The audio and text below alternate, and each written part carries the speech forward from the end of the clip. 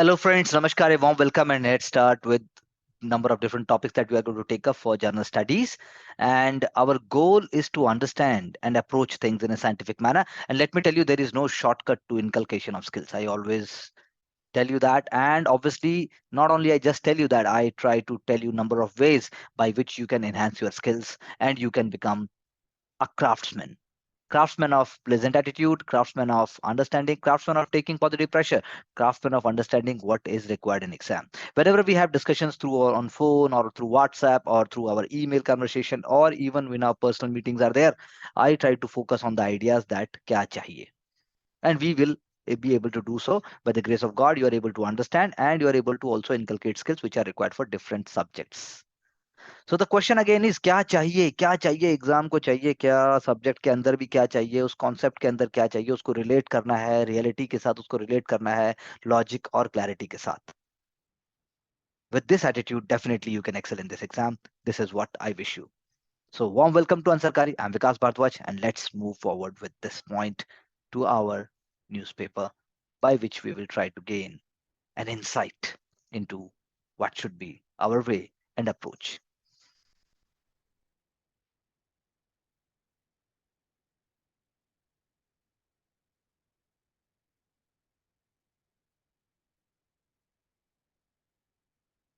So the first very important point is there that for the first time, okay, remember always for the first time that compensating poor nations for climate disasters is on the table for the first time. Only discussion is there for the first time. That means there is a long way ahead. That means there will be discussions and there will be more permutation combinations. That means there will be talking about those countries who are having good relations, those countries, those who are having wonderful relations but also strategic in nature, they may benefit. That means India can also benefit. Actual provisions will also take time. That means we have lost the first milestone where we could have done better. So we will see that, we will try to understand it because this is very, very important. The issue of loss and damage. क्या पाया क्या खोया issue of loss and damage is very, very important. उसके बिना कुछ भी नहीं होने वाला. Do you think India should support such move? Yes, India is supporting such move. Do you think India will be at the forefront? Yes, India will be at the forefront. पिछले 500 सालों में the worst drought that Europe faced, the worst floods that Pakistan faced, the extensive heat waves in different parts of the world, it showcases. Rich and developed countries को करना ही पड़ेगा. That is why 2031 में क्या आया? Warsaw International Mechanism and Loss and Damages. PT के लिए आपका की पॉइंट आ गया. The discussion on the WIM अभी तक फोकस किस बात पे थे? Enhancing knowledge and strengthening dialogue. कोई फंडिंग मैकेनिज्म अब तक तैयार नहीं किया गया.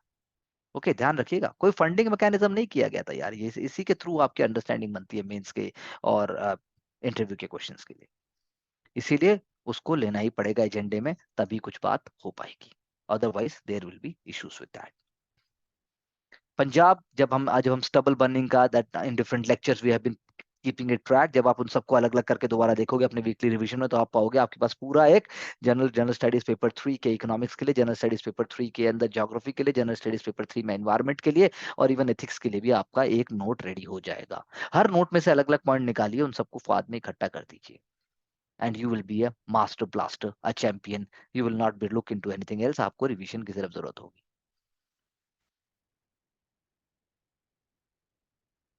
Women self help groups, they will be going, they are going to man or they are going to run India Gate food kiosks. So ये क्या हुआ, एक केस स्टडी हुआ, एक एग्जांपल हुआ which you can always use.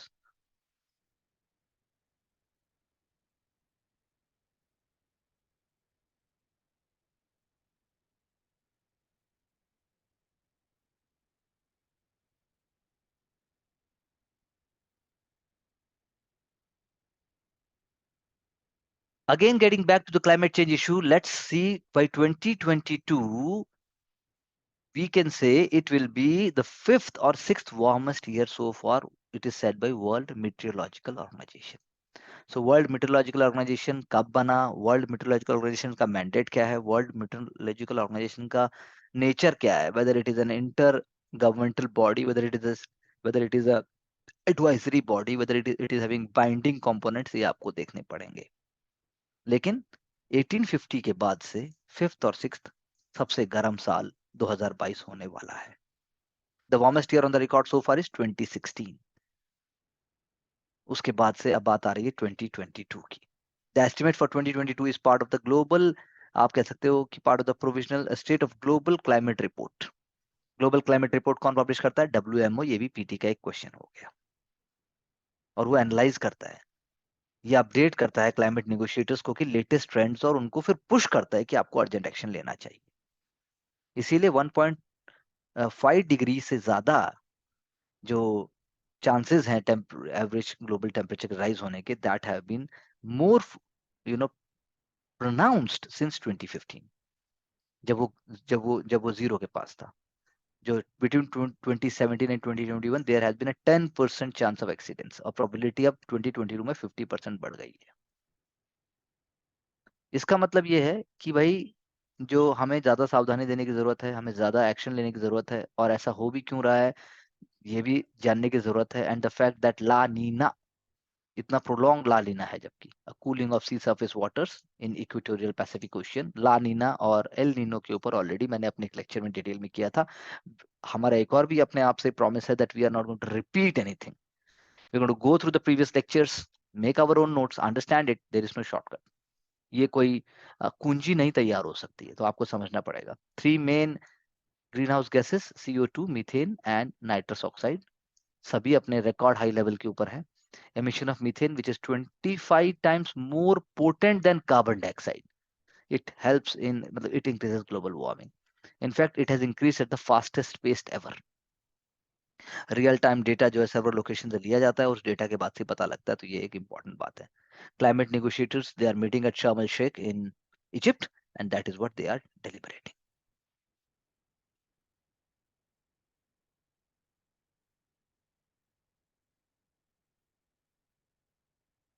Again, related with this event is another understanding is of particulate matter 2.5 pollutants.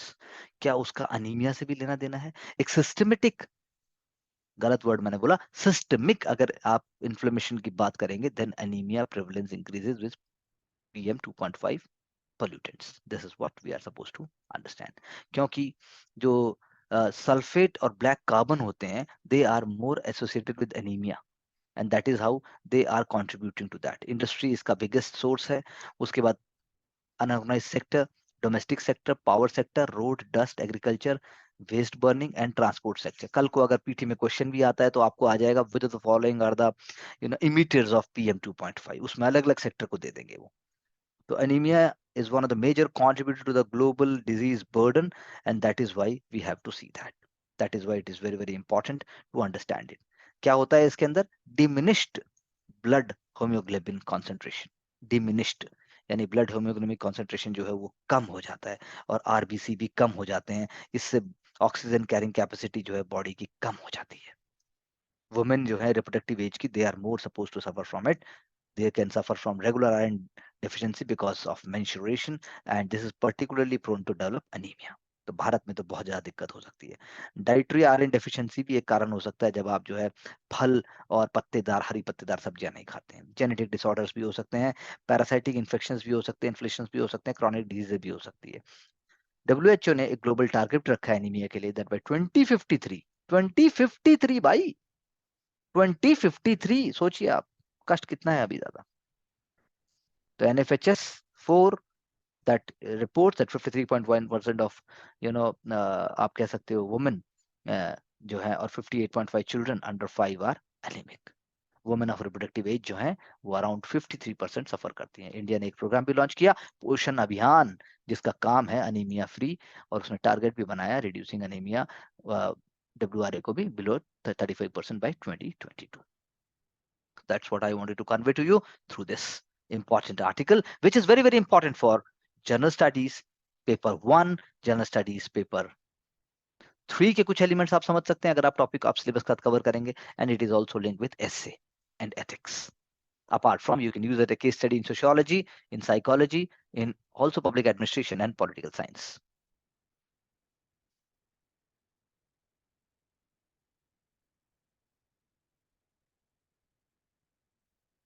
अगर मैं एक और केस स्टडी की इसके साथ साथ बात करूं, तो हम बात कर सकते हैं fight against child marriage. Football helps break establish gender norm. Football helps break establish gender norm, यानी फुटबॉल को प्रमोट करने से चाइल्ड मैरिज को ब्रेक करने में हेल्प मिलती है। That is what is a case study in Rajasthan, and it has been really helpful to give confidence, to give happiness, and also to give society को एक message देने के लिए बहुत ही इंपॉर्टेंट है। डिस्ट्रिक्ट लेवल टूर्नामेंट तक girls पहुंचती हैं, स्टेट लेवल टूर्नामेंट तक गर्ल्स पहुंचती हैं, और वो फिर आगे बढ़ने का उनका रास्ता बन जाता है। शादी जो है वो एक सोशल एक्सक्लूजन की तरह है बच्चों के लिए, और स्पोर्ट्स जो है एक सोशल इंक्लूजन की तरह है बच्चों के लिए, ये आप कह सकते हैं। It can bridge gender inequality and it can help create an equal society. That is why sports is so much important. ये एक इक्वल प्लेस है।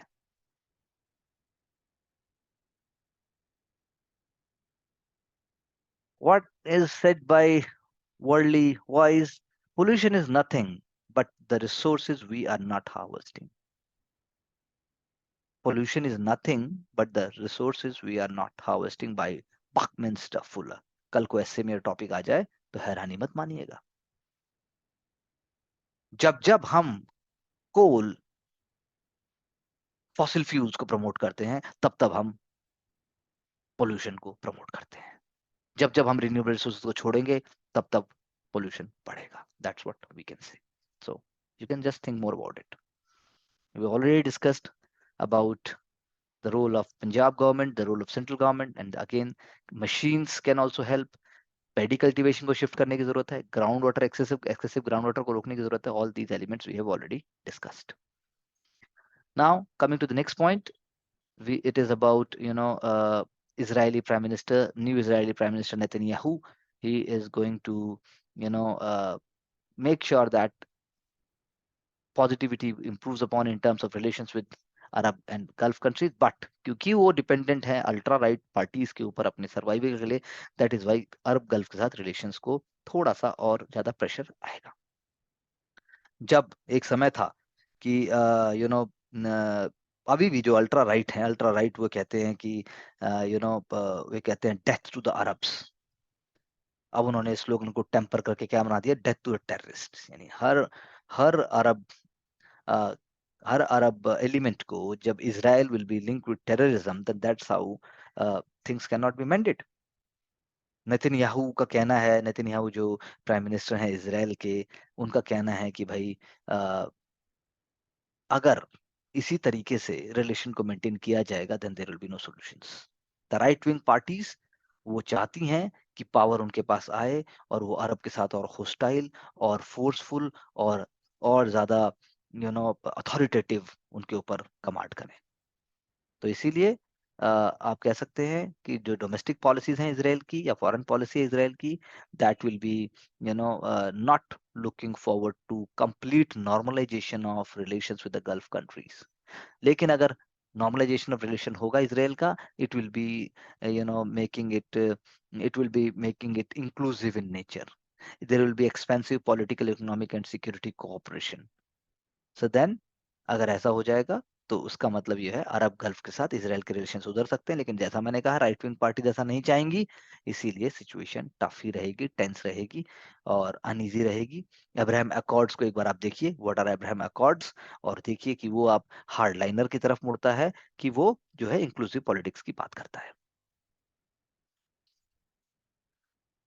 अगर मैं आर्ट एंड कल्चर के पर्सपेक्टिव से कहूँ तो there is nothing like Kashmir, there is nothing like Jammu, there is nothing like the paradise on earth.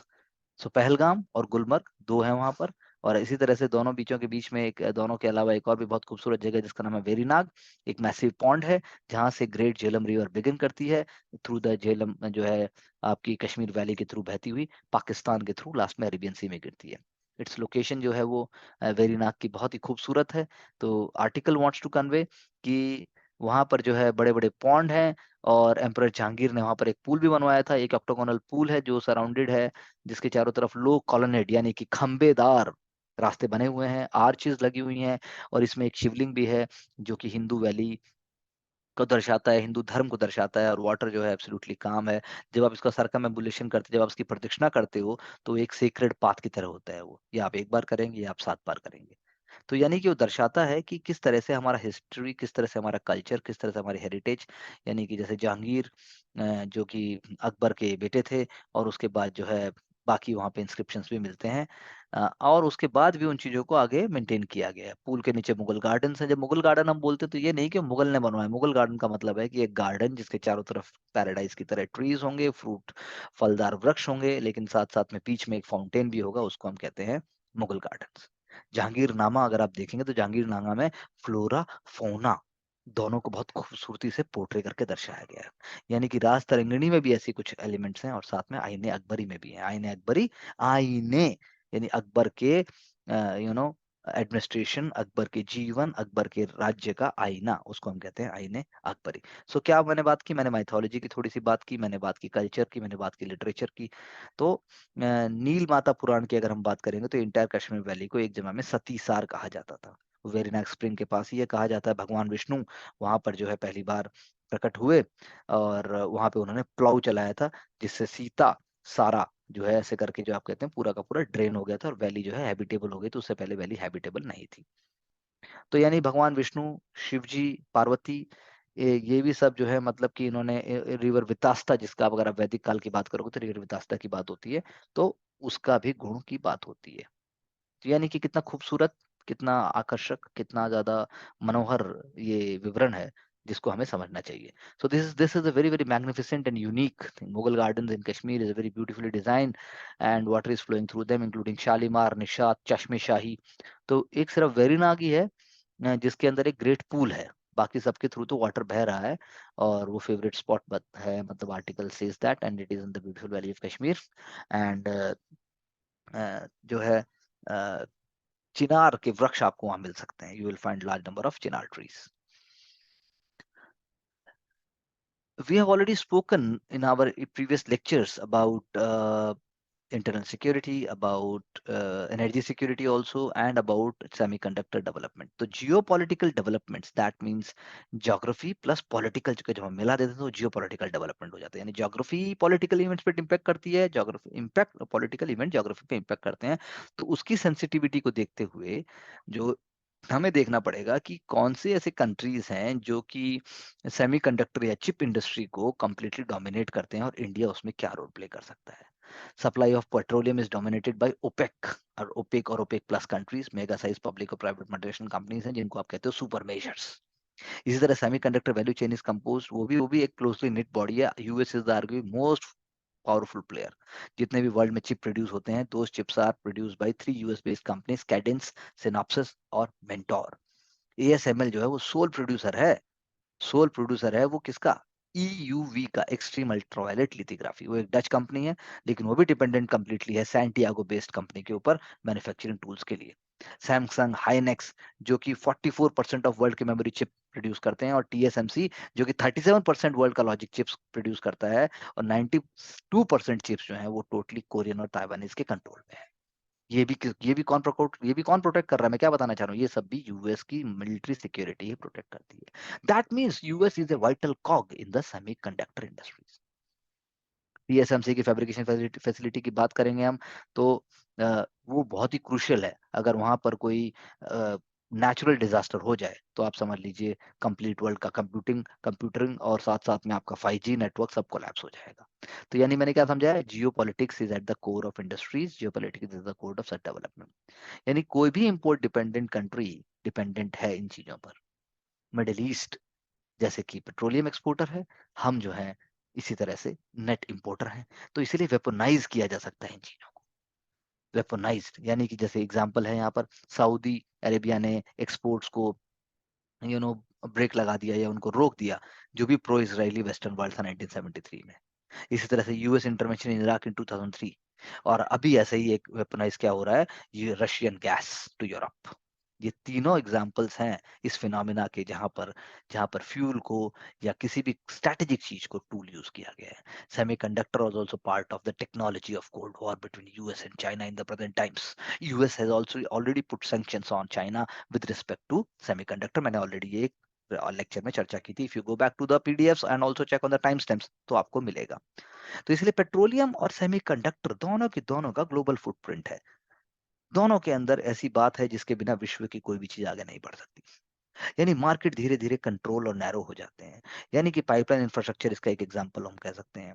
Price of the gas जैसे पाइपलाइन इंफ्रास्ट्रक्चर से जुड़ी हुई है। एलएनजी, इंडिया एलएनजी पे डिपेंडेंट है फ्रॉम कतर, अगर मैं एक एग्जांपल दूं।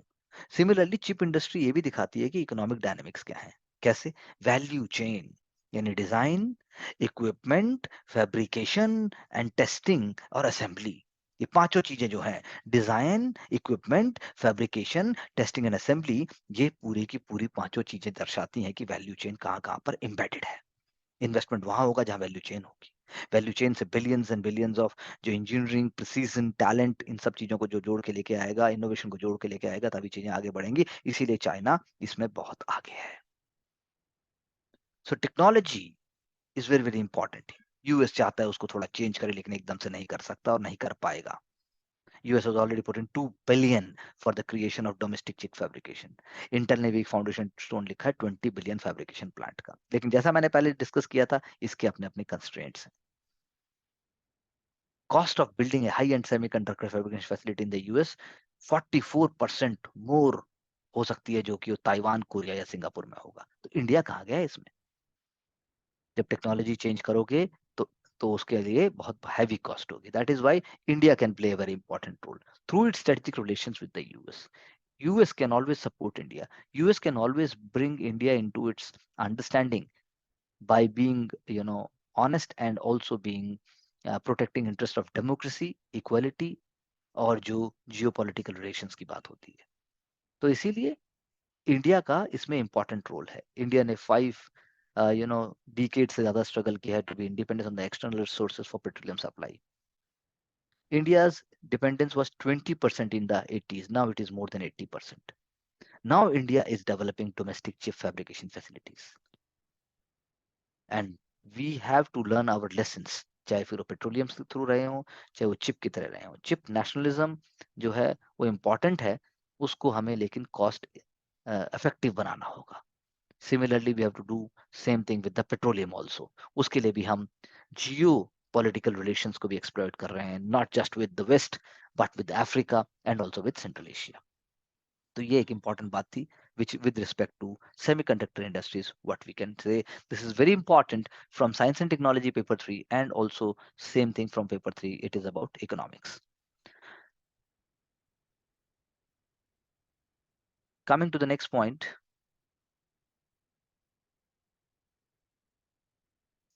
पेमेंट इकोसिस्टम यानी यूपीआई, जैसे आप जिससे पेमेंट करते हैं, that is actually the payment ecosystem.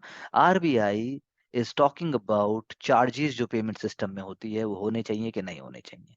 There are zero charges on UPI transactions. Market players, National Payment Corporation of India, उन्होंने कहा है कि भाई आप zero, they have come out in support of moving away from zero, यानी कि आप cost put कीजिए on on merchant discount rate. यानी कि कमर्शियल जो कंपनसेशन है वो होना चाहिए, क्योंकि उसके बिना नए प्लेयर्स मार्केट में एंट्री नहीं करते हैं। उसके बिना इन्वेस्टमेंट भी नहीं होता है कंज्यूमर प्रोटेक्शन और सिक्योरिटी में। That is why this is being debated कि UPI must remain, the payment system must remain free और नॉट। सबसे पहले आइडेंटिफाई करना पड़ता है कि रेगुलेटर चाहता क्या है, रेगुलेटर इंटरवीन क्यों करेगा, वो प्राइस सेटिंग क्यों करेगा पेमेंट मार्केट के अंदर। इसके दो इंपॉर्टेंट कारण है। पहला कारण फाइनेंशियल इंक्लूजन, यानी डिजिटल पेमेंट्स एक पब्लिक गुड है, digital payment last mile person तक पहुंचना चाहिए, इसीलिए उसका इंटरवीन करना जरूरी है। दूसरा मार्केट फेलियर्स, यानी जो डोमिनेंट फर्म्स हैं वो जो है, अगर वही सिर्फ कंट्रोल करती हैं, and then in case of a failure then there will be a collapse. That is why दो ऑब्जेक्टिव्स हैं। रेगुलेटर चाहता है कि या तो कैप किया जाए एमडीआर को, और या फिर वो एकदम यानी सेट टू जीरो। क्यों? क्योंकि एमडीआर, दैट इज एमडीआर है क्या? एमडीआर इज जो मर्चेंट्स पे करते हैं अपने पेमेंट सर्विस के लिए, पेमेंट अपने पेमेंट सर्विस प्रोवाइडर्स को जो मर्चेंट पे करता है उसको हम कहते हैं एमडीआर। पीटी में ऑलरेडी इस पर क्वेश्चन आ चुका है। और द इंटरचेंज फी, इंटरचेंज फी कौन कौन पे करता है? Interchange fee is paid by the acquiring bank, जिस बैंक को आ रहा है। और एक्वायरिंग बैंक किसको पे करेगा? इशूइंग बैंक को पे करेगा। Okay, so interchange fee is paid by the acquiring bank to the, you should say, issuing bank, या फिर दोनों केस में। तो in case of UPI government subsidies बहुत इंपॉर्टेंट है, क्योंकि वो सब्सिडाइज कर रहा है operational cost of facilitating UPI transaction, which is मतलब अब वो बोला जा रहा है कि दिस इज इनएडिक्वेट। इसीलिए पेमेंट काउंसिल ऑफ इंडिया, उन्होंने कहा कि इंडस्ट्री को कम से कम 5,000 करोड़ का नुकसान हुआ है। पब्लिक गुड तो है ही, लेकिन उसका एविडेंस भी आना चाहिए, और उसके बाद जो है उसके फर्दर बेनिफिट्स भी हमें डिस्कस करने चाहिए। इसलिए इंडियन डिजिटल पेमेंट रिपोर्ट, उसने कहा कि जो एवरेज टिकट साइज है, एवरेज साइज है P2M ट्रांजेक्शन का, that is person to merchant transaction on UPI, is ₹820। उसमें आरबीआई का एस्टिमेटेड कॉस्ट है ₹2 प्रोसेसिंग करने का। ₹2 आता है 800 रुपए। अगर ₹800 का ट्रांजेक्शन है तो ₹2 की कॉस्ट आई आरबीआई की। 0.25% ऑफ द ट्रांजेक्शन वैल्यू, जबकि वो बहुत लोअर है, बहुत लोअर है।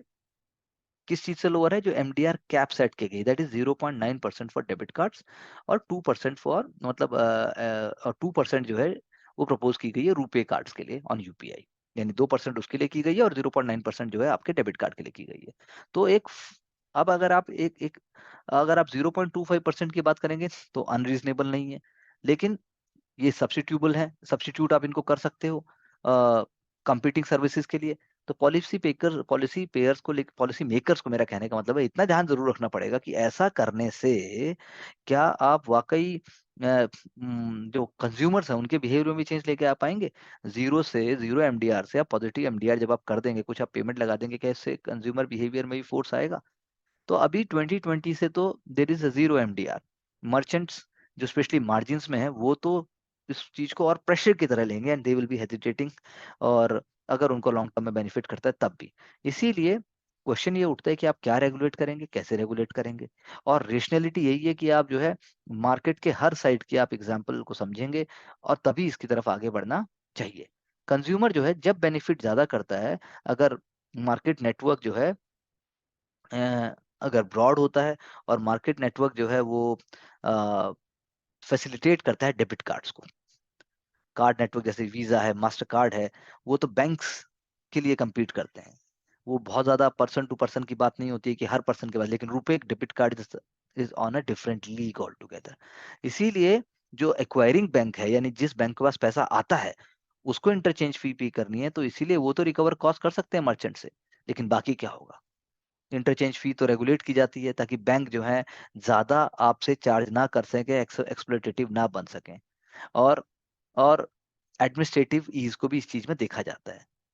तो कहने का मतलब ये है कि यूपीआई के अंदर तो पेमेंट सर्विस प्रोवाइडर जो है जो पे कर रहा है और जिसके पास पे हो रहा है, वो उसमें बैंक भी होते हैं, उसमें एनपीसीआई भी है। तो आरबीआई उसको कैसे रेगुलेट करेगा?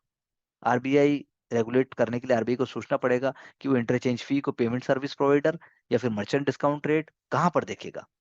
तो ये एक बात हो रही है। अभी आप जैसे आप तो देखते होंगे, जैसे पेटीएम से आपको पे करना है तो बल्कि आपको 10 रुपए कैशबैक ही मिल जाता है। तो टेलीकॉम इंडस्ट्री का भी रोल आ जाता है, क्योंकि इंटरकनेक्शन फी है, जैसे मैंने कहा। रिटेल प्राइसेस की बात भी हो जाती है। फिर उसके बाद जो है प्राइस लेवल की बात कीजिए, ऑप्टिमल लेवल क्या हो सकता है, कंज्यूमर वेलफेयर आप कैसे सोचेंगे उसके अंदर। उसके बाद जो है आपको देखना पड़ेगा कि भाई इंटरपोर्टेबल डिजिटल पेमेंट सिस्टम, जैसे अब इसराइल में जो है पिक्स, वो एक गुड कंपैरिजन है कि प्राइस सेटिंग कैसे आप कनेक्ट कर सकते हैं। पिक्स जो है वो एमडीआर को रेगुलेट नहीं करता है। पेमेंट सर्विस प्रोवाइडर्स को फ्रीडम दी हुई है कि भाई आप एमडीआर सेट करो, लेकिन प्रैक्टिस में क्या है कि बैंक्स जो है वो कोई एमडीआर चार्ज ही नहीं करते हैं। इसका जो इंडिकेटेड कॉस्ट है, जो अगर यहाँ एग्जांपल हम देखें तो 0.01 you know 0.01 US dollar 10 transfers के लिए आते हैं, यानी 16 पैसे। अगर इंडियन रुपी की अगर हम बात करेंगे तो 10 ट्रांजेक्शन का कॉस्ट आ रहा है 16 पैसे। That's how it is. तो इसका मतलब ये है कि ये जो 16 पैसे आ रहा है, जो 10 ट्रांजेक्शन का कॉस्ट, ये तो इंडियन कॉस्ट जितनी हम बात करें उससे भी कम आ रहा है। इसीलिए जरूरी नहीं है कि आप इस तरफ से डायरेक्ट से चले। तो पॉलिसी मेकर्स को और डेटा इकट्ठा करना चाहिए, कॉस्ट ऑफ ट्रांसफर देखना चाहिए, प्रेफरेंस देखनी चाहिए, तब जाकर हमें इस तरफ आगे बढ़ना चाहिए कि आप जो है पेमेंट इकोसिस्टम को चार्जेबल बनाएंगे या नहीं बनाएंगे। लेकिन मैं कह सकता हूँ यूपीएससी मेंस एग्जामिनेशन के जनरल स्टडीज पेपर 3 के अंदर there are very good vocabulary, there are very good terms which will may be coming in the examination in the coming year.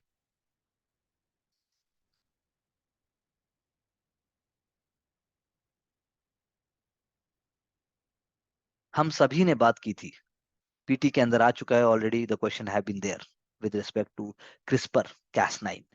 लेकिन एक अभी जो रिसेंटली वर्ड क्रिस्पर इन्वेंशन जिनको Nobel prize में मिला है, वो उनको तो नोबेल प्राइज मिला है, लेकिन मैनी से the tool is not perfect, gene editing tool is not perfect. और एक सिंगल वॉलंटियर जो थे यूएस जीन थेरेपी के, उनकी डेथ हो गई। द द यू नो जो वॉलंटियर थे टेरी हॉगन एट 27 ईयर ओल्ड, जिनको डिशेन मस्कुलर डिस्ट्रॉफी थी, died you know because of this fatal condition, and death occurred during one of the first studies to test a gene editing treatment।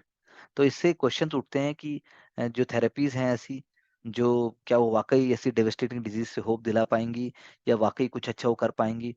तो टेरी हॉर्गन की death is a raising question about the prospect of क्या ethics हैं, या क्या ये designer genetic therapies वाकई कर सकती हैं या नहीं कर सकती।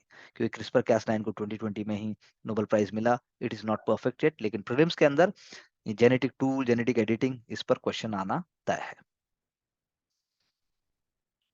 जब हम कहते हैं liquidity turn surplus as demand for cash drops, यानी कि जब जब मार्केट में कैश ज्यादा हो जाएगा, तब आप उसको कहोगे लिक्विडिटी सरप्लस। लिक्विडिटी सरप्लस जब होगी तो उसको एब्जॉर्ब करने के लिए आरबीआई सक कर लेगा बैंकिंग सिस्टम से money, and that is how it will raise the repo rate.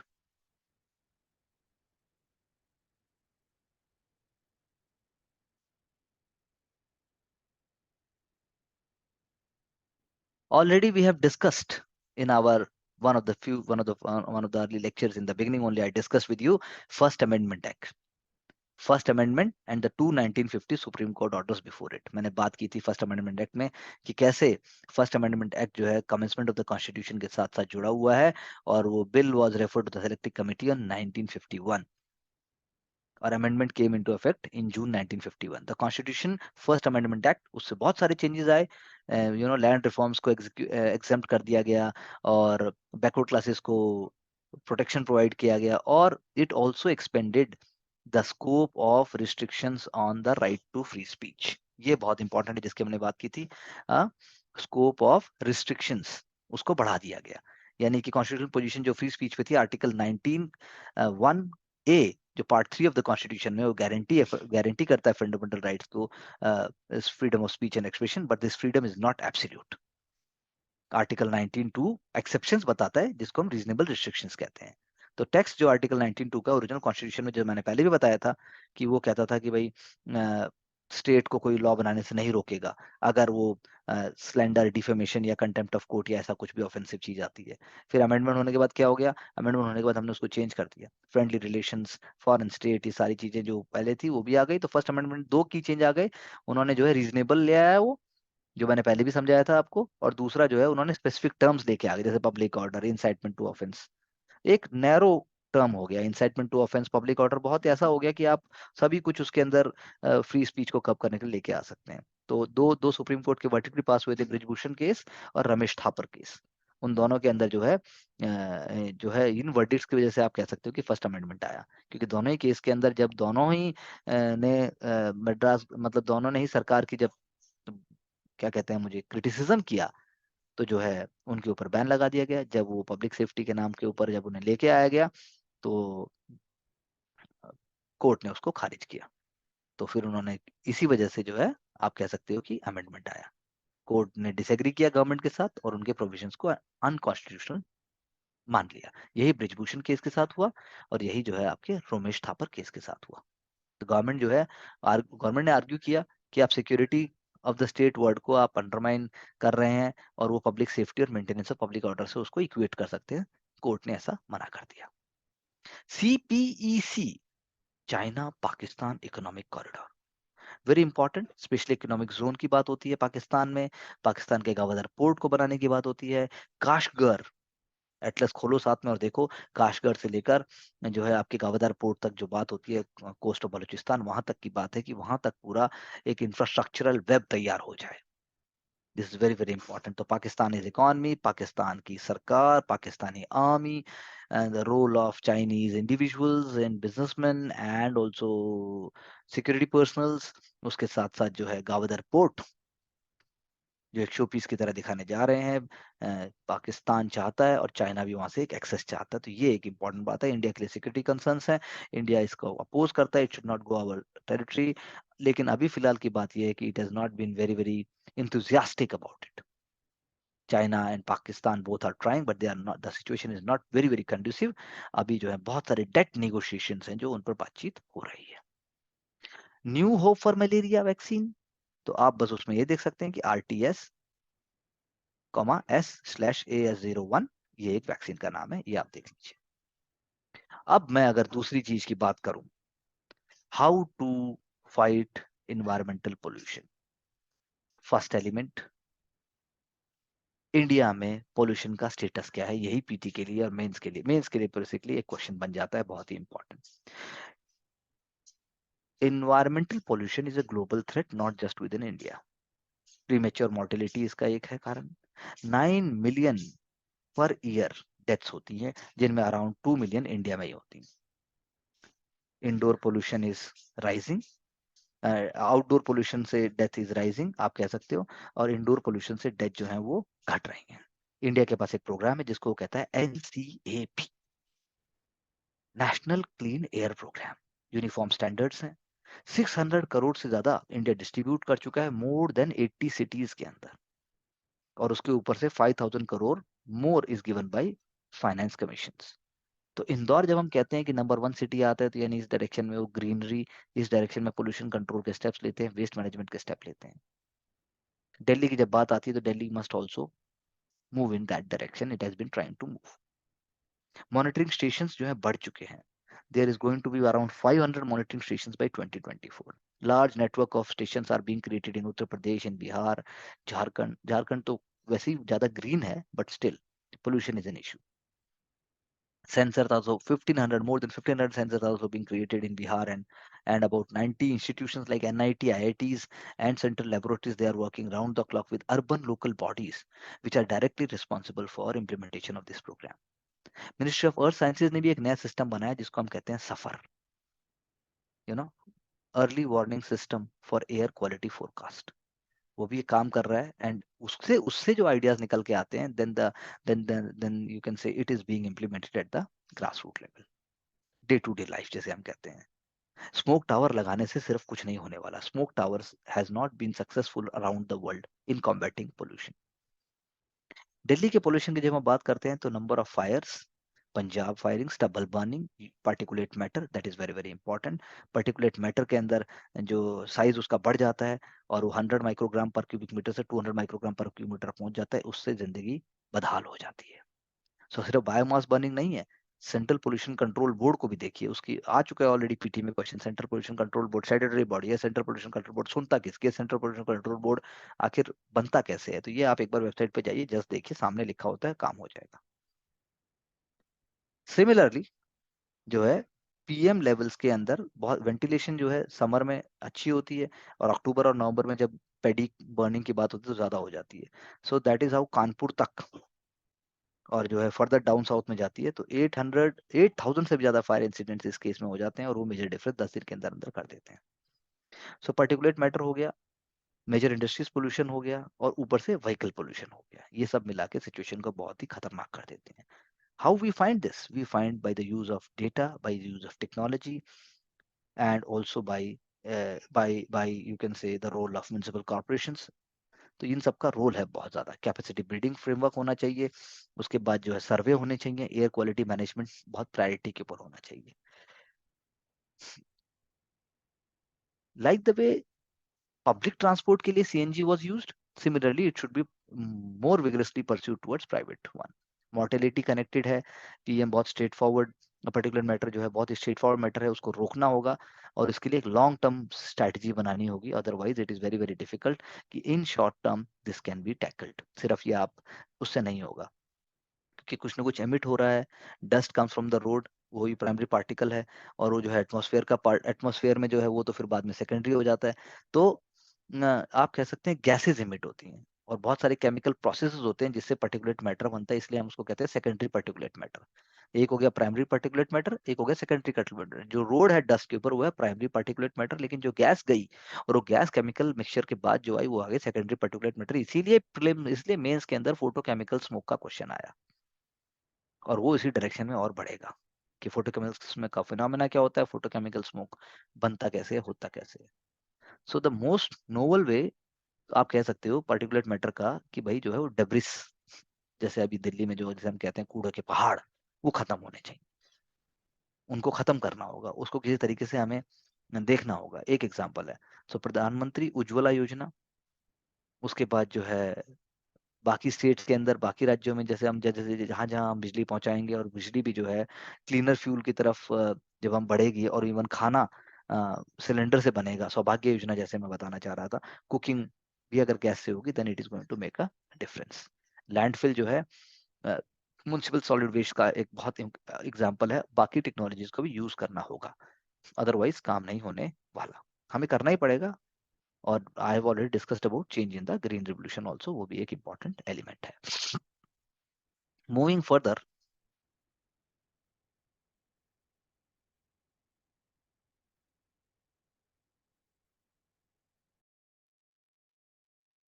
so going on with the next, this is here. So let's see what are the important key developments with respect to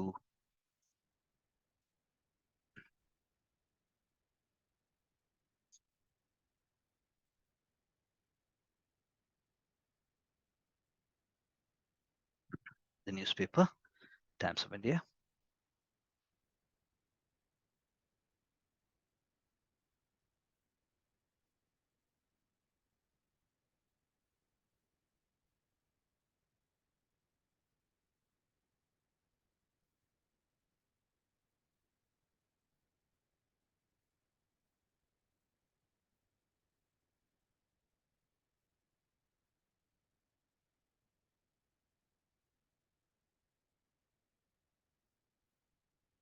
Give me a moment, please.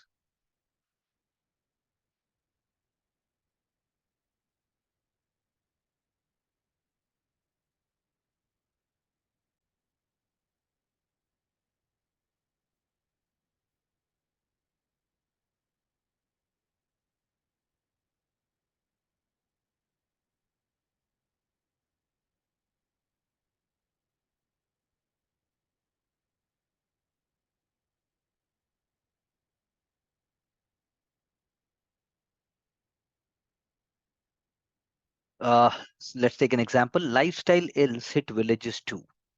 14% women suffer from hypertension. So this is just an example. That in the exam, you should not put all stereotype examples.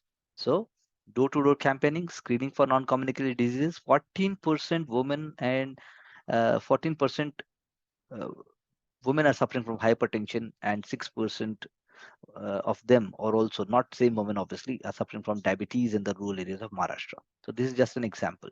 हम जब कहते हैं कि ये तो गांव का नहीं शहर का है, so awareness, junk food, excess salt, and inactive lifestyle. That is very, very important. Coming to the next point.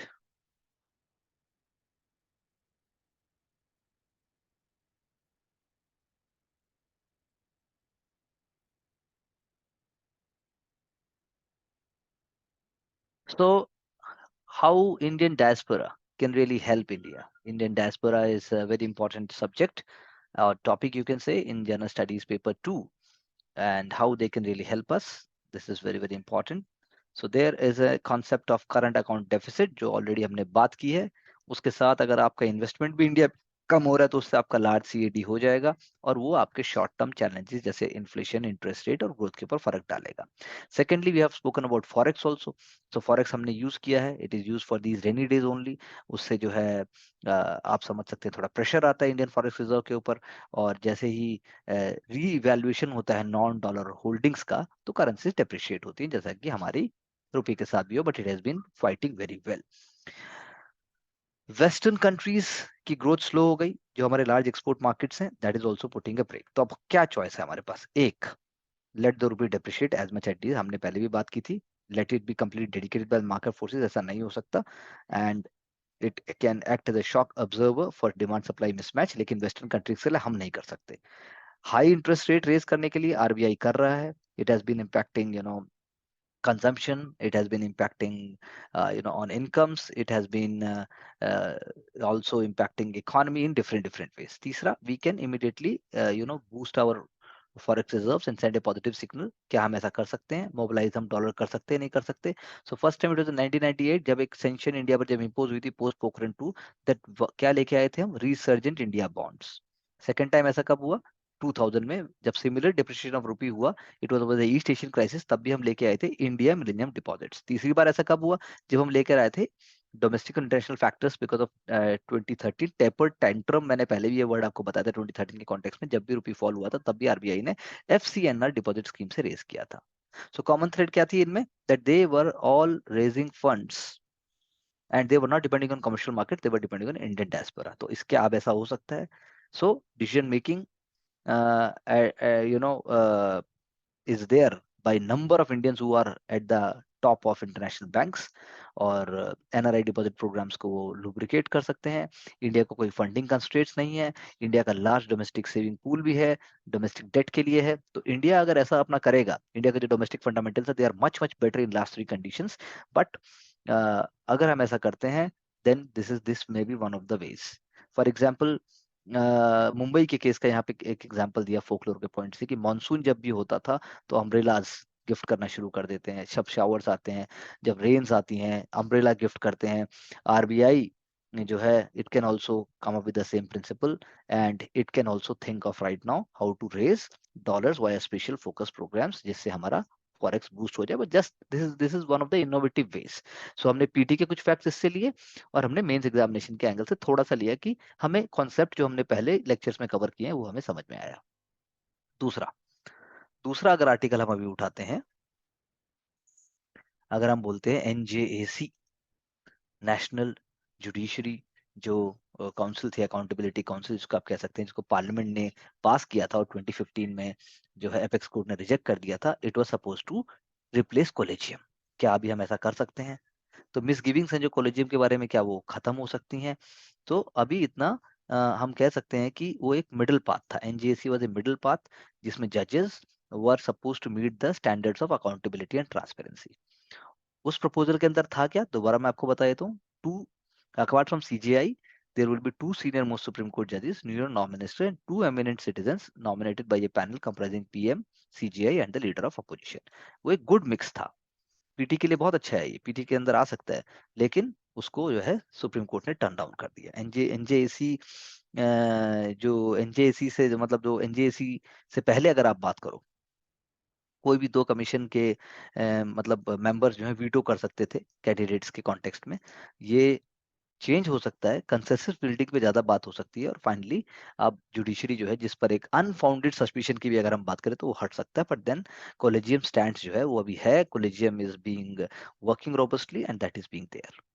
तीसरा अगर मैं इंपॉर्टेंट टॉपिक यहाँ से उठाऊं तो तीसरा टॉपिक आपका है बहुत सारे international organisations they are working on the improvement of access to people to medicine. उन्होंने यूके गवर्नमेंट को लिखा है, जो इंडिया यूके एफटीए है, कि इंटेलेक्चुअल प्रॉपर्टी राइट्स की वजह से जो आईपीआर या पेटेंटिंग है उसकी वजह से ऐसा तो नहीं होगा कि there will be access will be affordability will be gone. So ऐसा नहीं होगा। in UK is dependent on drugs from India. There's definitely 4 out of 5 drugs used in NHS are generics, or 1/3 they are produced in India. So about 25% of drugs for NHS जो US UK की हम बात करें, national health service, that is coming from India. So crisis जब भी आई है, expensive drugs की बात जब आई है, India have always supported. So NHS is also looking for saving money and it is importing more generics जो इंडिया से भी जा रही हैं।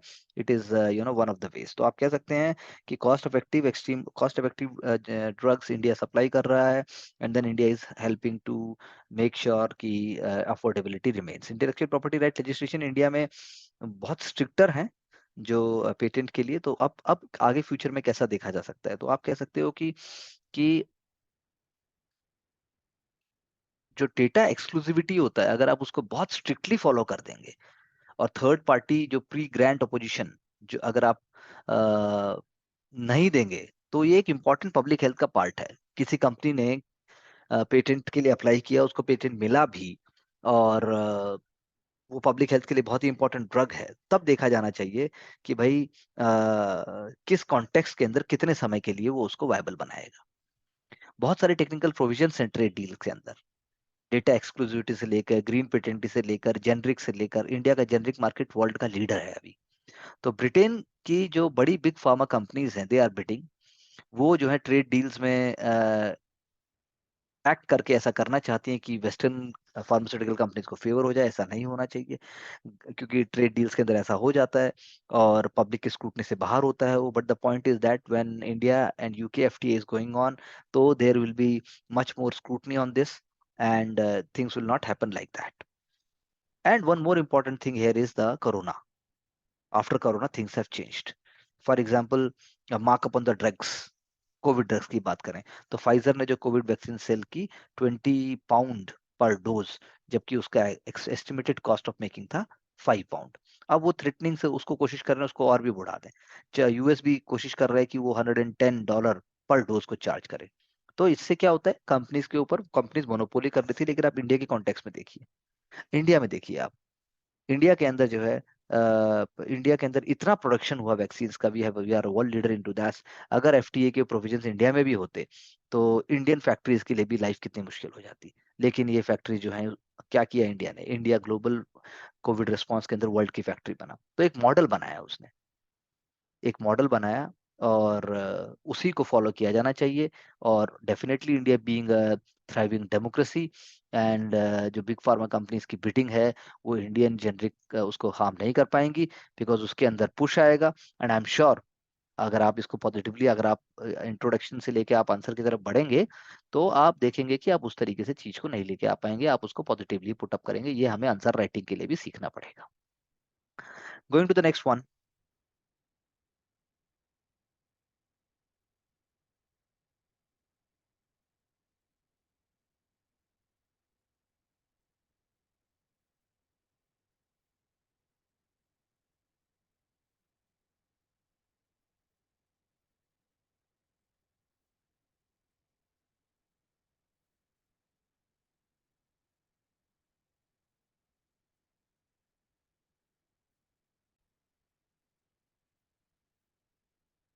सो the next point,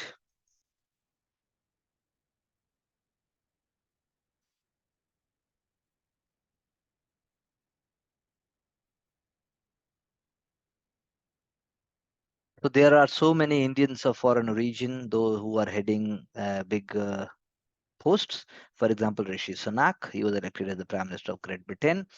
And you must know that the Prime Minister of Portugal is an Indian boy. And same thing is with the Ireland, Prime Minister of Ireland, and the Vice President of the United States, obviously, is half Indian girl. So the question is that by 1960s, you have to see that a lot of Indians had, who, for example, IITians, they were migrating to America, and the pattern was repeated with respect to medical sciences also. ऐसा देखा गया, आप ध्यान से दोगे तो। For example, all India institute of medical science के 54% जो ग्रेजुएट्स हैं, they are in the US. IIT का भी आप करोगे तो more than 20% they leave their country for further studies. और आप देखोगे कि 25,000 से 30,000 IIT graduates are living in the United States. अगर आप रिसेंटली बात करेंगे तो जो सैलरी है, ratio of salaries being paid in the US and India, that is 12:1। So a wage difference भी है, that is driving force behind lot of Indian software engineers moving to US। तो cycle जो है, highly qualified Indians और Indian knowledge based components के लिए और भी लुक्रेटिव हो जाता है। और डॉलर रुपी एक्सचेंज की बात करोगे तो उसमें भी जो है बहुत फर्क पड़ जाता है। तो ये एक बात रही जिसकी वजह से आप देखोगे बहुत सारे इंडियंस बाहर माइग्रेट कर, जिसको हम ब्रेन ड्रेन कहा है। और हमें नेक्स्ट वेव जो इनोवेशन की है, इंटरनेट रिलेटेड टेक्नोलॉजीज में स्पीडिंग अप, या फिर जैसे चैट बॉट्स हैं, या फिर ह्यूमन बेसिक ह्यूमन स्किल्स की जो बात करते हैं, जो वो भी अब मशीन के थ्रू होने लगा है। तो जब ये थ्रेट आती जाएंगी तो आप डिजिटल ट्रांसफॉर्मेशन की बात करते हैं, जब आप डिजिटल ट्रांसफॉर्मेशन की बात करते हैं, टेक्निकल लेबर कंपनीज को चाहिए होगा अब्रॉड में इंटरनेट इनेबल बिजनेसेस को चलाने के लिए। अब इंडिया का डोमेस्टिक मार्केट जो है वो भी राइज करेगा। अब इंडिया जो है, इंडिया के पास बेस्ट टेक कंपनीज हैं जो इनोवेशन को और टेक्नोलॉजी को आगे बढ़ाएंगी। तो क्या तो क्या हमारे इंडिया में ऐसा हो पाएगा कि हम बिग वेजेस यहीं प्रोवाइड कर पाएंगे और हम ही ड्राइव करेंगे वेस्ट की कंपनीज को किसी मामले में? Obviously chip industries and all that we have been talking, they are the world leaders. या फिर हम जो है एफडीआई या फॉरेक्स बचाने की जगह, हम इन सब चीज़ों के करने की जगह हमें फोकस करना चाहिए कि हम लार्ज मैसिव डोमेस्टिक मार्केट को हम कैसे क्रिएट करें, सर्विसेज को हम कैसे बनाएं। हम सिर्फ जो है डिलीवरी में लगे रहें कि हम इसके आगे भी जाएं। तो आप सोचिएगा, बताइए कि कैसे ब्रेन ड्रेन को ब्रेन रिवर्स ब्रेन ड्रेन में कैसे कन्वर्ट किया जाए, ताकि ये विदेश जाने वाला जो मामला है इसको हम काफी हद तक रोक सकें, और हमारे जो भारत के विकसित भारत के लिए जो चाहिए, विशाल भारत के लिए जो चाहिए, वो कैसे हो पाएगा। That is a very very important point. I found this interesting, that is why we have discussed it. COP 27 की बात हम ऑलरेडी कर चुके हैं। और फिनटेक कंपनीज की अगर मैं आपसे बात करूं तो I want to show you something.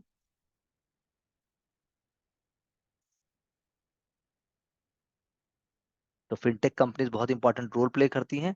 They are playing a very very important. Financial technology companies जो है, फाइनेंशियल टेक्नोलॉजी कंपनीज जो है बहुत इंपॉर्टेंट रोल प्ले करती हैं। वो जो है they are the key players and they are the pillars, आप एक तरीके से कह सकते हो। प्रीपेड इंस्ट्रूमेंट जिसको हम कहते हैं पीपीआईज, वो जो है उसकी मतलब बेसिकली अगर मैं सिंपल भाषा में कहूँ तो फाइनेंशियल ट्रांजैक्शन और फाइनेंशियल लिटरेसी और फाइनेंशियल इनोवेशन और फाइनेंशियल ट्रांजैक्शन के लिए फिनटेक कंपनीज बहुत ही इंपॉर्टेंट रोल प्ले करती हैं। They are the base basically. Inclusion की अगर आप बात करोगे उसके लिए भी वो बेस है। फिनटेक कम हर जगह से, चाहे वो लोन की बात हो, चाहे फिर वो कंप्लायंस की बात हो, चाहे वो रिस्क की बात हो, सारी चीजों में फिनटेक कंपनीज का रोल आ जाता है। They are very very important. इसीलिए जो है ओपेसिटी नहीं होनी चाहिए, इसीलिए जो है क्लैरिटी होनी चाहिए सारी चीज़ों में, और लीगल डेफिनेशन होनी चाहिए कि फिनटेक पहली बात होती क्या है, डिजिटल लेंडिंग प्लेटफॉर्म्स हैं क्या। जैसे अभी आप देख रहे थे कि भाई अभी थोड़े टाइम से हो रहा है कि इंडिया में जो चाइनीज ऐप्स हैं वो कैसे एक्सप्लॉइट कर रहे हैं। तो डेफिनेशन होना चाहिए, उसके लिए सिस्टमेटिक अप्रोच होनी चाहिए। और सबसे इम्पोर्टेंट बात यह है कि डिजिटल बैंकिंग के लिए लाइसेंस होना चाहिए, और साथ साथ में जो है गवर्नमेंट को प्रमोट करना चाहिए, लेकिन साथ में एक इतना आइडिया भी होना चाहिए कि हम उन चीज़ों को हैंडल कर पाए, कैसे करेंगे, चाहे फिर वो एग्जिस्टिंग बैंक्स हो, चाहे फिर वो नई कंपनीज हो। हमें देखना पड़ेगा कि भाई लेजिस्लेशन से ही सिर्फ होगा, और साथ साथ में अवेयरनेस से भी होगा, फिनटेक लैंडस्केप कैसे मूव करेगा। Financial technology very important for the future. उसके बिना हम फोर्थ इंडस्ट्रियल रिवोल्यूशन जो इंडिया में हम बात करते हैं, जैसे हम बात करते हैं एजुकेशन के, जैसे हम बात करते हैं हेल्थ सेक्टर की, जैसे हम बात करते हैं टेलीकॉम सेक्टर की, जैसे हम बात करते हैं कंज्यूमर की, सब जगह फिनटेक कंपनीज का बहुत ही ज्यादा इंपॉर्टेंट रोल है। And that has to be seen in a very very positive and a very very important way. तो उसको हमें देखना पड़ेगा कि how we can really handle it.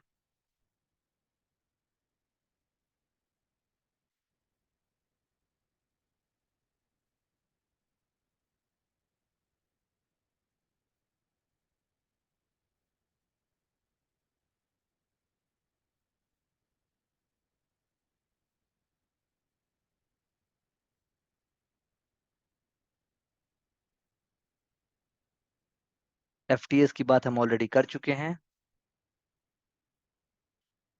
अगर मैं बात करूं फिर से अडेप्टेशन की, या अब मैं बात करूं फिर से क्लाइमेट चेंज की, तो डायर सिचुएशन ऑलरेडी हम बात कर चुके हैं।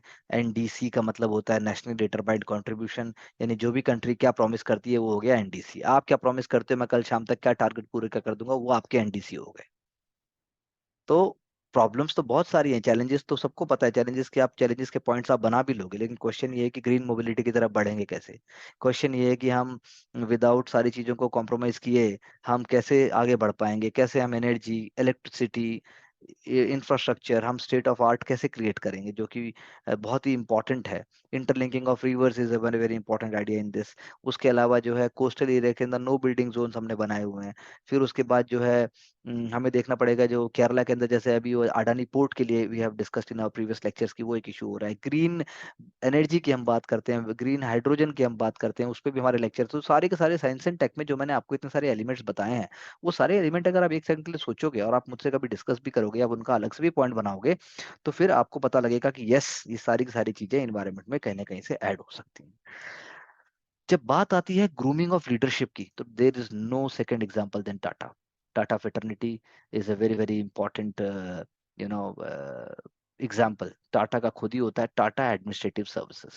Tata administrative services was brain child of legendary JRD Tata.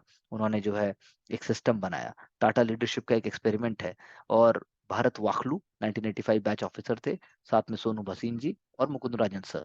उन्होंने लिखा और उन्होंने उन आइडियाज को बताया कि कैसे टाटा किन वैल्यूज को यू नो आप कह सकते हो कि उनको वो मानता है या उनको फॉलो करता है या उनको लेगेसी क्रिएट करता है। आप लगा लीजिए कि भाई जो है एक एग्जांपल है सूर्य सेठी, टाटा एडमिनिस्ट्रेटिव सर्विस 1975 बैच के हैं वो। जब वो फाइनल राउंड के इंटरव्यू में पहुंचे तो वो इंटरव्यू रूम में पहुंचे from the washroom and is asked to improve on the subject fate. अब वो फेट के पुराना अचानक से बोलना था और उन्होंने बोला कि जिस बारे में उन्होंने बताया, अब वो तो यहाँ लिखा नहीं हुआ है, इम्प्रॉम्प्टू बोला उन्होंने सब्जेक्ट के ऊपर। और साथ में जब जब उन्होंने फिनिश किया तो Jamshed Bhabha he stood up and uploaded और उन्होंने सेठी से कहा selected. Young man you will be but before you go zip up that fly of yours. तो एक एग्जाम्पल दिया है कि कैसे कैसे चीजों कैसे आपकी सोच की बात होगी, कैसे आप थिंकिंग को भी हम भी इसे प्रमोट करते हैं अपने वर्क कल्चर में कि आपको कैसे ऑन द स्पॉट स्मार्ट और कैसे आपको ऑन द स्पॉट कॉन्फिडेंट रहना है। अ, जैसे एक और एग्जांपल भी यहाँ है कि दरबारी सेठ जब नहीं रहे तो 1960 से 1980 की बात है कि टाटा जो है उस समय ओपन नहीं था वुमेन के लिए। सोनू भसीन वो क्रिटिक करते हैं कि ग्लास सीलिंग कैसे तोड़ी गई टाटाज ने, और टाटा ग्रुप जो है उनको फाइनली फर्स्ट वुमेन सीईओ मिली। कब मिलेगी मतलब basically you know Tata group का। तो ये जो है टीएस एक कोविटेड कैंपस प्लेसमेंट की तरह है, कैंडिडेट हैं जो प्रेफर करते हैं ऑर्गेनाइजेशन को जहाँ वेल स्ट्रक्चर ट्रेनिंग प्रोग्राम्स होते हैं। जैसे Hindustan Lever management training programme है उसको लोग लेते हैं, लेकिन टाटा वाले को नहीं लेते। रतन टाटा के जो ईयर्स इस बुक में या इस में जो मैं बात कर रहा हूँ उसमें बहुत डिटेल में दिए गए हैं। तो लीडरशिप की जो क्वालिटीज होती हैं वो हमेशा आपको ट्रेनिंग प्रोग्राम से नहीं मिलती, ऐसा हम यहाँ कह सकते हैं। वो जो है आपको एक थिंकिंग प्रोसेस से आती हैं, वो आपके खुद के इंडिविजुअल एटीट्यूड से आती हैं, वो आपके काम करने के तरीके से आती हैं, वो आपकी मोटिवेशन से आती हैं, वो आपके ये सोचने से आती हैं कि मैं आखिर अपने आप को कितना कमिटेड रख सकता हूँ, मुझे एक बात को कितनी बार बोलने की मैं सेल्फ मोटिवेटेड कितना हूँ, और मैं राइट डायरेक्शन में काम कर भी रहा हूँ कि नहीं कर रहा। ये सारे एलिमेंट्स हमें दर्शाते हैं कि whether these things are meaningful और not. Next, picking up this, India का जो बैलेंसिंग एक्ट है क्लाइमेट चेंज में उसके बारे में हम क्या कह सकते हैं। How what we can speak about India's जो अभी चल रहा है, इससे हमें पीटी के लिए और हो सकता है हमें मेंस के लिए भी कुछ एलिमेंट्स दिखाई दे सकते हैं। तो let's pick up that and understand India के जो एमिशंस हैं, that we know already that they are relatively lower than the rest of the world. India का जो पर कैपिटा एमिशन है ग्रीन हाउस का, that is only 2.4, you know अगर आप बात करोगे 2020 के हिसाब से। वर्ल्ड का 6.3 है, यूरोपियन यूनियन का 7.2 है, ब्राजील का 7.5 है, इंडोनेशिया 7.5, चाइना से 9.2, रशिया 13 एंड यूएस 14। तो हम जो है बहुत पीछे हैं उस चीज के अंदर। इंडिया का कंट्रीब्यूशन मात्र 6.8 है, 6.8% अगर हम बात करेंगे। तो per capita green house emission जो है वो रिप्रेजेंटेटिव पिक्चर देता है कंट्री की पोजीशन की और एक्चुअल रोल की क्लाइमेट चेंज में, ऐसा हम कह सकते हैं। इंडिया ने अपनी ग्रोथ को एमिशन से डीकपल कर दिया, यानी जरूरी नहीं है कि इंडिया की जब ग्रोथ होगी तो साथ साथ में जो है दिक्कत होगी होगी, ऐसा नहीं है। Okay, centre for science and environment ने इस पे स्टडी किया, उसने बताया वॉलंटरी डिक्लेरेशन जो है ये बताइए, ये बात हुई। आप ये कह सकते हैं India energy sector is the biggest contributor to energy sector is the biggest contributor to emission. यहाँ आप देख सकते हैं एनर्जी एनर्जी सबसे इम्पोर्टेंट कंट्रीब्यूटर है। उसके अलावा जो है agriculture is the second one, आप उस तरीके से कह सकते हैं। इंडस्ट्रियल प्रोसेसेस भी हैं, वेस्ट भी है, और आप कह सकते हो कि बाकी रेस्ट ऑफ द एलिमेंट भी उसमें वर्क करते हैं। लैंड यूज और लैंड यूज चेंज और फॉरेस्ट्री भी है उसके अंदर, लैंड यूज और लैंड चेंज फॉरेस्ट्री का भी रोल है, लेकिन सबसे ज्यादा क्या है, एनर्जी। उसके बाद क्या है, एग्रीकल्चर। फिर आप उससे ज्यादा कह सकते हो कि भाई what I can say that waste का बहुत थोड़ा waste will be coming up in the end actually, that's how we can see। लेकिन हमारी जो कोल की डिपेंडेंस है, already discussed in my previous lectures की इंडिया का ग्रीन हाउस कोल के लिए रहेगा है और आने वाले 20-30 साल भी रहने वाला है। उस तरीके से देखते हैं चीजें किस हिसाब से बदलती हैं, लेकिन इंडिया का जो प्राइमरी एनर्जी कंजम्पशन माध्यम है वो कोल ही है। कोल में भी लेकिन हम अच्छे कोल की तरफ जा सकते हैं, उसके अंदर भी हम स्टैटिस्टिक्स कर सकते हैं, उसमें भी हम पॉजिटिव रिवॉर्ड कर सकते हैं, वो भी already in one of my previous lecture I have already spoken about. तो आप सिर्फ इस चार्ट से आप देख लीजिए 2021 तक क्या पोजीशन है। इंडिया का ऑयल, इंडिया का गैस, ऑयल के लिए ग्रीन है, कोल के लिए रेड है, गैस के लिए ब्लू है, dark blue. Then for nuclear energy it is yellow, 1.1% पे है। And then renewable sources is 6.4%, अगर हम टोटल बात करें our world in the data form. Forest loss को अगर हम रिकवर कर पाए, India is consistently losing primary forest cover, वो नहीं होना चाहिए, and for that we have to work on it, for that we have to seen about it, that is very very important. Moving further,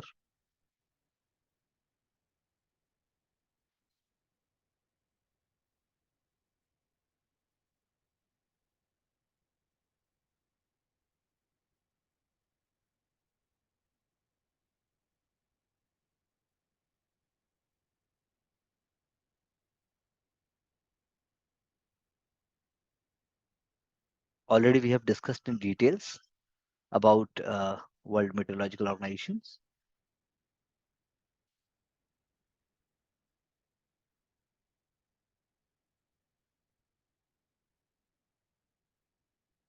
National Payment Corporation of India पे भी हमने चर्चा की, that is also we have done already. And then in case of Pakistan also we have discussed, and bipole results also we are not supposed to see, that's fine, we have already done it. So we'll be moving further.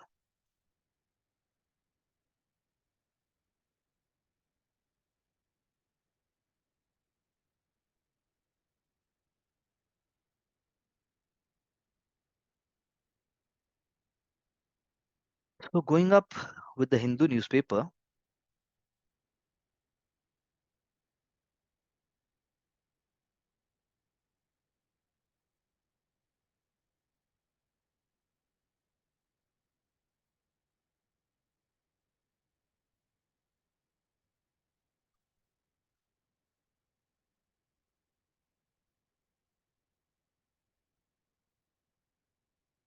Brazil elections have already done, we have discussed in details, पर हम एक दो points ले सकते हैं, and not in this direction. We can all we should take up points with respect to only the fact that there are independent and liberal institutions such as judiciary and bureaucracy.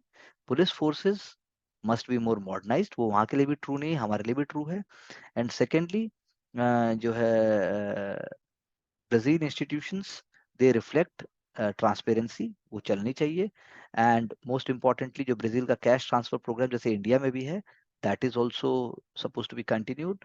And जो welfare है, Bolsonaro ने जो try किया था, पेट्रीमोनलाइज welfare, यानी कि यानी कि अपने आप को दिखाना, अपने आप को दर्शाना कि सब मैं कर रहा हूँ, ये तो मैं कर रहा हूँ. This government, the present coming government will not do like that. So ये सिर्फ एक चेंज ऑफ गवर्नेंस नहीं है, एक चेंज ऑफ होल सिस्टम है. वेलफेयर स्टेट का एक बहुत ही कॉम्प्लेक्स एजेंडा होता है, उसके अंदर जैसे आपको मेंस एग्जामिनेशन में क्वेश्चन आते हैं उसी हिसाब से आपको उसका इनपुट डालना पड़ता है. पॉलिटिकल साइंस और इंटरनेशनल रिलेशंस के एंगल से आप ये देख सकते हैं. जैसे Lula, mister Lula is an institution man, वो यूनियन लीडर हैं, बिल्डर ऑफ पार्टी हैं, स्ट्रॉन्ग इंटरनल डेमोक्रेटिक कल्चर है, and finally a president who is having a very good support for democratic norms and practices, इसीलिए वो वापस आ पाए. तो world में इक्वलिटी और बढ़नी चाहिए, कोएलिशन और बढ़ना चाहिए, प्रोग्रेसिव एलिमेंट्स बढ़ने चाहिए, क्लाइमेट चेंज से फाइट होना चाहिए, कल्चरल प्लूरलिज्म प्रमोट होना चाहिए, रेशियल इंक्लूजन होना चाहिए, ताकि हम चीजों को आगे बढ़ा सकें.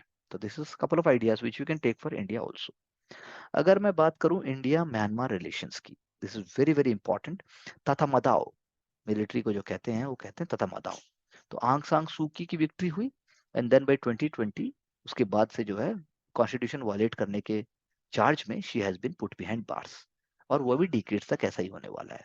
आंग सांग सूकी जो है, she is suppose to be precursor of democracy and democratic ideas, और बाकी चीजें नहीं हो सकती. फर्स्ट, जो पैरेलल नेशनल यूनिटी गवर्नमेंट है वो कोई भी वहां पे रिकॉग्नाइज नहीं करेगा, उसको पॉलिटिकल और फाइनेंशियल सपोर्ट भी अब्रॉड से नहीं मिल रहा है. अगर मिल भी रहा है तो वो इतना इफेक्टिवली चैनलाइज नहीं हो पा रहा है मिलिट्री रूल के अगेंस्ट में. सेकेंड पॉइंट, दैट म्यांमार की जो पेरिफेरी में, जो उसके आसपास ईस्ट नॉर्थ वेस्ट में जो डाइवर्जेंट ग्रुप्स हैं, they are looking forward to destabilization. जैसे कारेंस है, काचिन्स है, अलग अलग हैं, वो नेशनल यूनिटी गवर्नमेंट को भी सपोर्ट करते हैं. कुछ जो है वो चाइना कंट्रोल्ड है. Many of them are operating in Chin and Rakhine states, जो कि फियर्स आर्म कॉन्फ्लिक्ट में मिलिट्री के साथ जुड़े हुए हैं. ये सब चीजें होते हुए लगता नहीं है कि आने वाले टाइम में भी म्यांमार के अंदर शांति हो पाएगी. National reconciliation between military and civilian forces और एथनिक रिकंसिलिएशन जो है डिफरेंट कम्युनिटीज के बीच में वो हो नहीं पाएगा। आंग सान सू की is the most popular leader but she is put behind bars. 1.1 million Rohingyas जो रखाइन स्टेट से मिलिट्री परसिक्यूशन और ऑपरेशन के कारण जो भेज दिए गए हैं, वो वहाँ लैंग्वेज हो रहे हैं बांग्लादेश में ऑन ऑन आइलैंड्स। और ढाका जो है अभी diplomatic and other channels it is using to do so. International dimensions की अगर बात करें तो यूएन ने क्रिटिसाइज किया, US has not been showing much relation.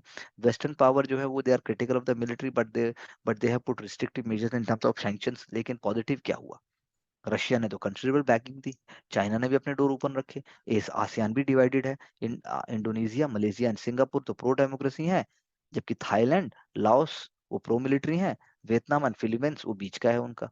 तो अब आप सोच लीजिए इसमें क्या कर सकते हैं। आसियान जो है it is trying to coming up with the consensus, लेकिन हो नहीं रहा है। India is concern with the post coup conditions, क्योंकि इंडिया के जो बायलिटरल इंटरेस्ट हैं, इंडिया के जो मेगा प्रोजेक्ट्स हैं, और साथ साथ में रिफ्यूजीज हैं, और साथ साथ में इंसर्जेंसी है। तो इंडिया ने म्यांमार के लोगों को छोड़ा नहीं है, it is proactively working for restoration of democracy and release of prisoners and internal dialogue के लिए। But what else India can do? India is supporting Myanmar and China has also a role, so India has to see that China कैसे act करता है Myanmar में। India has also be pragmatic and practical with respect to that. Democracy democracy चिल्ला के सिर्फ काम नहीं हो सकता। सो ग्रेटर यूनिटी, एक्सटर्नल प्लेयर्स वहाँ सुटेबल एनवायरनमेंट क्रिएट कर सकता है पॉलिटिकल सेटलमेंट के लिए। नॉर्वे और Japan they can play role as a catalyst, लेकिन प्रिंसिपल रिस्पॉन्सिबिलिटी जो है वो म्यांमार की लीडरशिप, म्यांमार का जो elite society, Myanmar political groups होने के पास है। तो गोल्डन लैंड जहां पर बुद्धा को इतना रेवर किया जाता है, इट हैज टू बी री इंस्पायर्ड। और ऑब्वियसली ऐसा होना बहुत मुश्किल होगा क्योंकि चाइना का बहुत ही इंपॉर्टेंट रोल है। So the real solution will come up through pragmatism and through trade, commerce and also other kind of social support। India in चीजों के लिए हमेशा कमिटेड है और वो करता भी आया है। Moving further,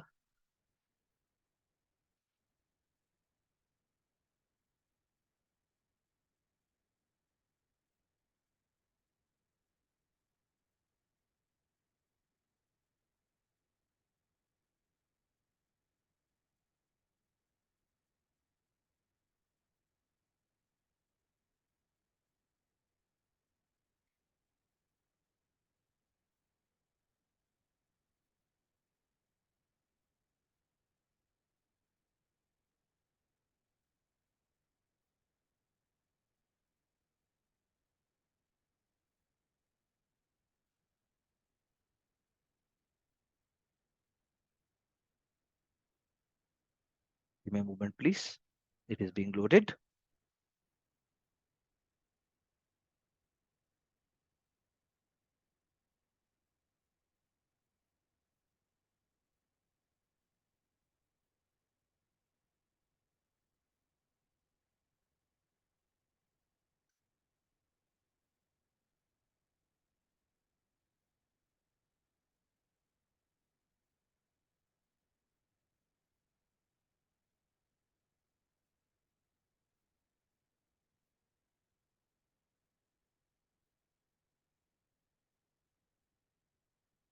So let's take up some quick revision ideas here। So why COP27 is significant? Global political consensus होना चाहिए ग्लोबल वार्मिंग को रोकने के लिए। ग्लोबल ट्रैजेक्टरी जो है वो रुकनी चाहिए। इंक्रीज फ्रीक्वेंसी एंड इंटेंसिटी हम बात कर चुके हैं। ओनली 24 कंट्रीज इंक्लूडिंग इंडिया, उन्होंने अपना एम्बिशन अंडर एनडीसी किया है COP27 के लिए, उससे ज्यादा होना चाहिए। What is the most critical task जो मैंने अभी बात की, फाइनेंशियल फैसिलिटी की बात है, फंडिंग की बात है, कंपनसेशन लॉस डैमेज की बात है, वो कैसे की जाए। No developed country has included any reference to loss and damage.